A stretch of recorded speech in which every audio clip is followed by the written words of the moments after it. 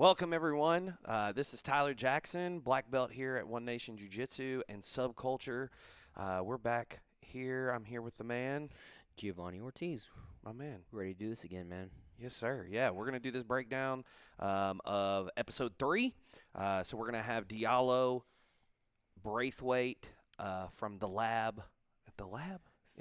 Featuring the strong hand. Featuring the strong hand, and Mr. Julian Espinosa out of Renzo Gracie, Vienna. So here we go. Let's get this thing started, folks. Take the big prize. Yep. All right, Gio. Anything about these gentlemen right off the bat that the people need to know? Both very explosive athletes. They have no problem making the match chaotic. I would say that more than anything, I think they were. I mean, most of what you see in the beginning of this match is that there's a feeling out process, and right away Julian with the pull. I think Julian definitely felt the strength of Diallo's collar ties right off the bat, and then even seeing Diallo had 2 matches before this, I do believe. Maybe just that one. Oh, it was just one. Yeah. That's right. Yeah. But I mean, even in that one, really heavy takedown pressure, and so Julian right here. Ooh, let's go back. Let's look at that entry real quick. Gets him on top here. Stair step it. What do we see here, Professor? Oh, well, I was gonna say too that a lot of what the common theme that Diallo had, especially when it came down to the passing, is that he was pressuring a lot. But not only that, he was headhunting. So he did a really good job of trying to get to the head. And with mixing the front headlock attacks with the pressure passing that he was using. So right here, he's using this De La Hiva hook with this inside. Diallo was trying to do a lot of like headquarters passing, so he was forcing people to try to sit up to get to the head. And so what you see here with Julian is he's got this De La Hiva. This is called a De La Hiva hook here with this inside. And Diallo's doing a good job of controlling this foot, but Julian gets this off balance right here. You see he's got this hand on the inside of the knee. Like turning him. Yeah, it's causing Diallo not to be able to turn his knee to the inside and get that base he needs to stay standing, which off-balanced him as Diallo was trying to get to his head. Yeah. So Julian did a really good job of reversing the position here and coming up on top. It was our first little sweep of the match. So this position right here, Diallo's trying to get that sumigashi, the arm and head position from the bottom, so you can try to sweep and off balance. Go back real quick. So like right here where Diallo tries to come back up. Here a second, I think. So here's the sumigashi. Julian did a good job of clearing the head and the arm. So, okay, so here in a second. Right here. Okay, so I think a lot of mistakes that people make is that they don't control the leg when the person's trying to stand up. And notice that Julian does a really good job of controlling that leg, and it keeps Diallo from trying to stand up immediately. So if you let it play, go ahead and let it play. Right there, Diallo was immediately having to go back to playing seated guard again. Because he couldn't step that leg away to maintain his balance. And something I tell everybody, even whenever I'm teaching any kind of sweep, is that even though you get their hips onto the mat, you want to be able to, and like right there again, right there, Diallo was able to go ahead and follow up with the front headlock and clear. Did really nice. Yeah, I loved how he used the front headlock all weekend to either start his offense or to use it to defensively get up and out of guard play, because we really saw Diallo wanted to be in this position. Up and over, roll to the head, sit to legs if he had to.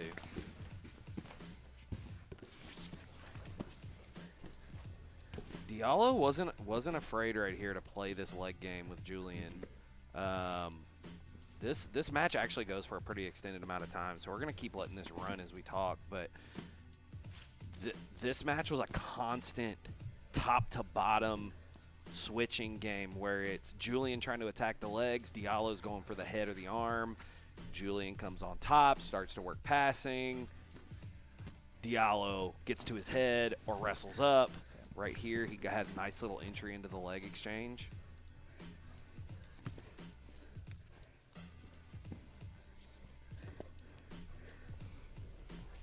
kind of trying to go for that Woj. Let's go back right there, because I love this myself. So Diallo did a good job of entering.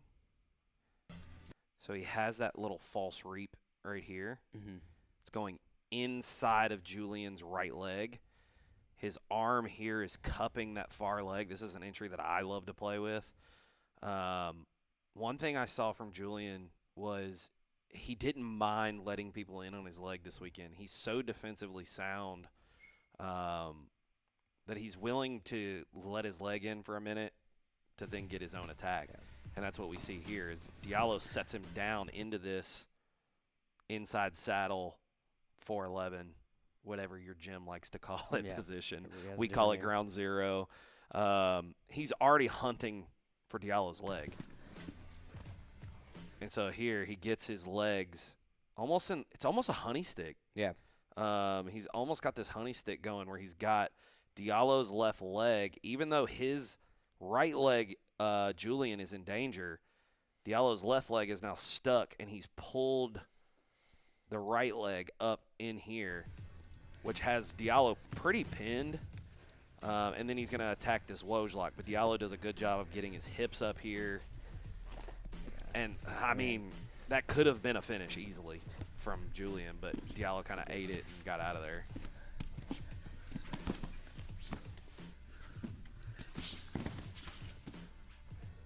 Back to the wrestling here for these gentlemen. Diallo's collar ties, man. Watching him at Nogi Pans, at Worlds, like his collar ties were beautiful. And right here, it looked like Julian was going for a slide by, and to prevent the back take, Diallo went ahead and sat down into this. So one thing about these longer matches, Gio, that, I mean, there's not too many of us that have had no time limit matches. Boom, just Spartan kicking him to the mat. I mean, that's an effective technique. Yeah. It's not illegal. No. But going back to what I was saying, like some of these longer matches, man, you see these guys, like they go real hard in the first 3 to 6 minutes because in a normal match, that's what you have to do. But I think Julian did a good job of pacing himself throughout this entire tournament. Of like he would explode, and then he would have times like this where he was kind of catching his breath. Taking his time. Yeah, let's catch up right here. I'm not really in too much danger. Let's let him There's no work. limit. Yeah, not feeling too much of in a rush to get the finish. Yeah, because at the end of the day, like, we're going to be here for a while. We're going until we get a tap. Now he actually does this twice. So you're going to see this again later in the other match that we have to break down. But he does this legs calf slicer, which is, as you know, one of my favorite ones. Me and Big Dancing Bear, one of our purple belts, is you're getting your right forearm in the bend of the knee. So you're sticking that forearm in the bend of that knee right here. And you want to try to, like, turn your forearm so it's bladed. And then what you're going to do is this right leg is going to be to the outside. You're going to throw the left leg over the hip and the leg. And then you lock your legs into a figure four, just like Julian did right here. And so basically what this creates, and this is a perfect picture right here, you have a wedge in between the knee. And as you throw that inside leg over the hip and cross your legs and pinch, it creates basically separation in the knee. It's a calf slicer variation. So your hips are pushing into the foot. So this is Diallo's foot down here. It's the hips push into the foot in this direction as you pull with your hands in this direction, and it will cause that knee to just expand and detach. Yeah, especially if you're not aware of it. It's a super painful lock at the same time. Yeah. And so seeing Julian go for this twice, it was one of those gold stars for me. Yeah, That like and I love this technique. Yeah, and I think what saved Diallo from here too is that he started turning that knee in and like putting the tension with that foot that he was trying to attack. Almost extending the knee. Exactly. So he yeah, couldn't- and so yeah. And here Diallo got into his own entry, but Julian immediately out of it. So I'm saying on both of these matches we have today, you see a lot of like entries to nah, dog, let's set back, like right there. Let's set back to 0. Let's get restarted. I don't like what I had right there. I think I'm going to get countered. Which in a no time limit match is okay. Yeah. Right? I mean, at the end of the day, like, the goal is to stay safe. Now, our boy Diallo said from the outset he was putting on a show. He didn't care if he was redlined and going to pass out. He was going to be going forward. So we had one, actually, I think it was this match. He only had about 10, 15 minutes. So he had like a 28-minute match, and then he had this match with Julian in like 10 to 15 minutes. So we kept this dude really busy on this day in this tournament. That was all him, though. Hey, dude, I asked him, like, hey, man, if you want more time, we'll give it to you. And he's like, no, dog, let's run it. Let's get this thing going. Yeah. He had no problem doing that. Which for me is like, I love it. Because, man, like, you have guys that are ready to bang it out, ready to go, get this tournament over with. I mean, it just shows the mental fortitude. Nice little pass attempt there. He tried to almost leg drag him, I feel like, and get around those legs.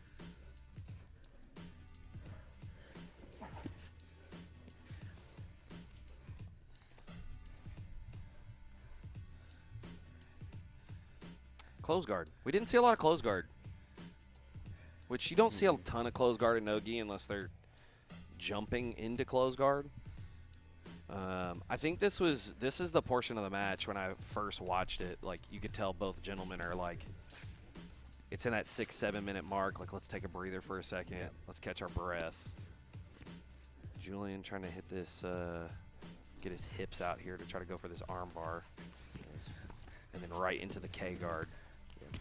I mean, that's a day one close guard, K guard injury right there. Let's just go over this. Swimming underneath that leg. Why don't you break this down for us? What he did.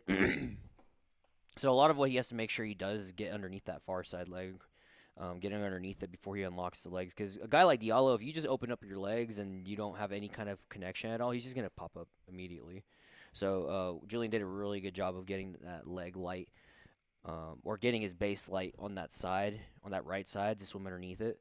And so now once he did that, he was able to bring that left knee up in front of the sternum and use that knee to create space to be able to lace that leg over onto that. It's right here. He tries to lace in. Getting it that left knee or left foot behind the knee so that they can't turn and pull out, while this is also wedging in and keeping your partner's leg attached. And I think that's one of the reasons why I like K-Guard 2, man, is just like it's literally a series of frames that you're playing with. So it keeps people very, like, keeps them at distance, and then you can still get, you can still be very offensive with it. Oh, Here, nice this right here was the theme of his matches this weekend, is this pressure that he was putting on. And you see it multiple times in the span of a couple of minutes of how much pressure he's putting on Julian. Yeah, he was constantly pressuring around, trying to go north-south, fall into the leg. As soon as they would sit up, he would grab the head. And that's, yeah, Catching like right head. here. Yeah, Catching the controlling the head, leg. boom. Yep. And then right here, I'm going to be quiet for a second, right there. Yeah, this guillotine. Let's step back. And I'm going to turn the sound up on this. Because at first it doesn't look like much. Like, I mean, it looks like a tight guillotine. It just looks like one of those that, like, it looks tight, but it's about to slip. But, dude. Oh, bro. I'm gonna turn this volume up, and I want I'm- y'all to hear Julian's gargle on this. And he said afterwards, I almost went out. He goes, dude, that was very close. He goes, but there was $5,000 on the line. I was going to sleep. Yeah. Gargle.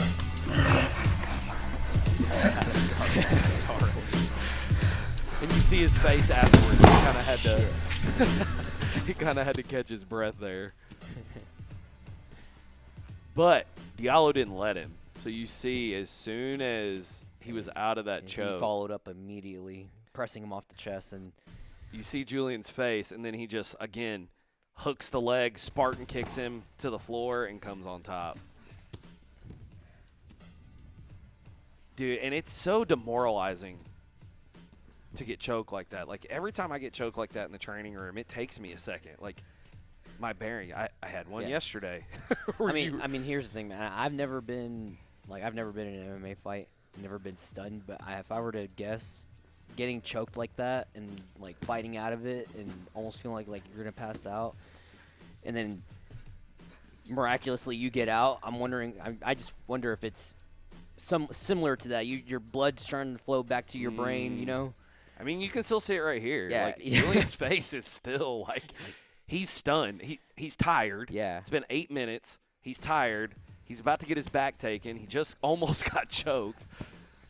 This dude is still on his head in another guillotine, and he steps out of it.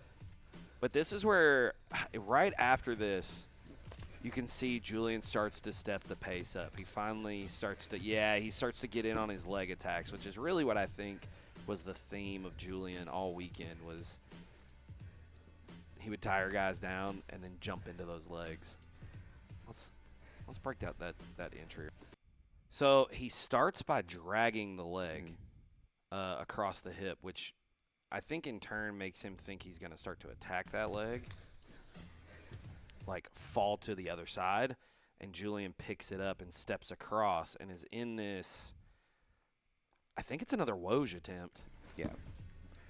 Yeah, he's trying to get this Woj lock attempt, but Diallo's heel wouldn't slip. So the Woj lock, very similar to the Aoki, is the heel slips inside the body, and it almost puts a toe hold pressure on the ankle. And it feels like your foot's going to crank in half. But I just think the angle was so off, he decided he was going to switch off here. And Diallo does such a good job of splitting the legs and opening him. There was nothing left.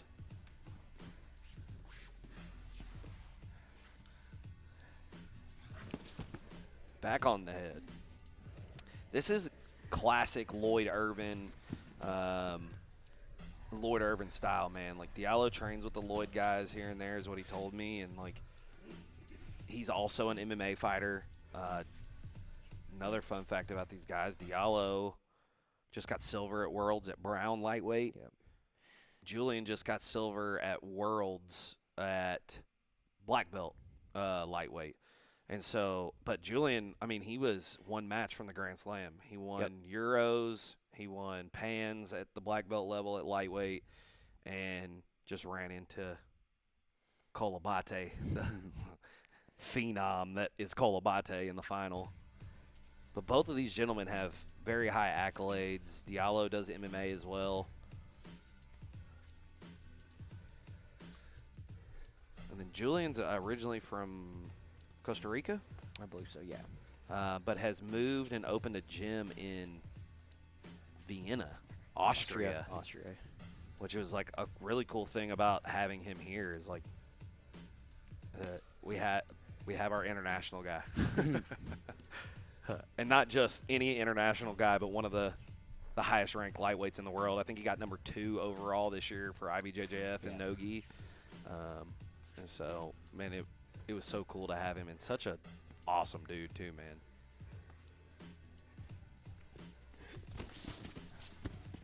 This right here is going to be our finishing sequence. That was beautifully timed. Beautifully timed. Let's break it back down, dog. So see what was the attack here, Gio? So it was a flying Kane Basami. I believe Some of you may know it as a flying scissor as well. So Diallo shoots in for almost like a double leg and comes up into sort of a body lock. Into a body lock here. Yeah, and I'll break this down for us, Gio. Yeah, so as soon as Diallo came up after that double leg into that body lock, it looked like he was digging in for a body lock. His hands might be unlocked. This made it very, very easy for Julian to start timing that flying Kane Basami. So if you guys can already see the extra leg in between Diallo's leg, this is where he brings the leg across and over. And as you guys see, the hind leg is going to follow up behind the bend of the knee. So then now he uses that over tie across the back to keep himself in play or to keep Diallo's posture slightly down. And so now from here, whenever we go to play, notice that his knee followed up. Jumps back behind that leg. So he's got the one leg across the hip. The other is behind the leg. So both legs are now in between Julian's legs. And in a lot of tournaments, this technique is very illegal just because you can see the angle that the knee can be jeopardized. But these guys are fighting for $5,000, so And they're both pros. they're both professionals, and so this made it very easy for everybody to kind of just know that there isn't any restrictions. I mean, like I said, these guys are fighting for $5,000, so they had to have everything allowed. And this was the other thing that I saw about this, as opposed to the rest of Diallo's defenses, is you see he immediately went for the hands. Yeah. One thing that I heard from John Donaher was that, like, if you're going to defend to the hands, the match is over. Mm-hmm. Like, you're telling me by going to my hands to defend that I'm in check. Checkmate is not too far away, right? And so when we see here, he's reaching for the hands, his head is forward, and that knee is so elevated. As soon as Julian gets his hands latched, you see here that knee is elevated. These hips are going to go into the side of the knee as he turns his hands to his right. And there's that tap. You see the twist of the leg right here already. I was going to say his knee, too. It's instant. Bottom half of the leg here is going to twist. The top is going downward pressured, and that leg is just going to spin. And he gets the immediate tap. Man, fun match. Like, it's one of those ones for a no-time limit match when you break down that it's like there was so much going on in that match that you can break down. It's hard to stop for everything. But, man, Julian was an animal. Yeah. I mean, all weekend, you'll see it again here in our next match, that, like, he's in really deep situations. He's almost getting submitted, and then, bam, he's lightning quick finishes. So I couldn't get any submission going at the beginning as I wanted. These guys were so athletic, man. Diallo in particular, along with Julian, is like, you can see their athletic background. I'd be really interested to see what else they've done besides just jiu-jitsu, because they were both extremely athletic all weekend. I mean, we've seen Julian hit some crazy flying stuff. Diallo's constantly moving, constantly wrestling. His pace was insane. And so, honestly, this was one of my favorite matches of the whole tournament. Yeah. Right here. Just for that. Just of all the action that happened in the time that they fought. Yeah, there was definitely. a lot, like you said, there was a lot that happened. All right, everyone, that's going to wrap it up. Thank you guys for joining us on this video. If you stayed this long, we really appreciate you listening to two black belts ramble for a few minutes. But thank you for joining us. Please go and like and share. And Jeovany, what you think, man? Man, I hope you guys have been enjoying these breakdowns that we've been doing. So if you want to keep up with them, just like I said, or like we said, just like, comment, subscribe, and keep up with what we're doing. Give us some feedback in the comments as well, and we're open for everything. And hey, I'm gonna tell you right now, we're just getting started. Everything's gonna get even better. So get on the boat now, share to your friends, and let them know that SubCulture is taking over. We'll catch y'all on the next episode. Yes, sirree.